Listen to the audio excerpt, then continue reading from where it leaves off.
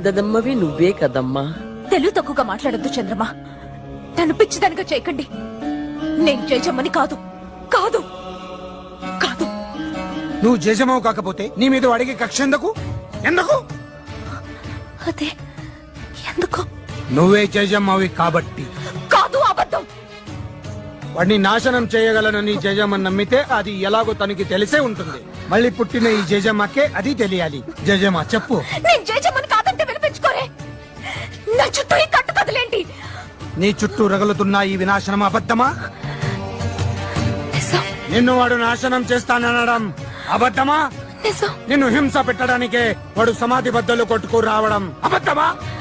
నిజం. నిజమే. అప్పుడు నువ్వే జేజమ్మ అన్నది కూడా నిజం. నువ్వు మళ్ళీ పుట్టావుని అల్లా సాక్షిగా నేను నమ్ముతున్నాను. అది నిజం కాదు. అవును. కానే కాదు. ఏ సచ్చే? కాదు. ఏ సచ్చే? కాదు. देखो మాట నిలుపుకొంటివమ్మా జేజమ్మ, మళ్ళీ జన్మ ఎత్తినావమ్మా. देखो देखो చంద్రమా, జేజమ్మ అయినా? అవును జేజమ్మ. అవును ఈ కత్తి ఓడుపు జేజమ్మది కాకింకెవరిది? అవును, అదే రాజసం.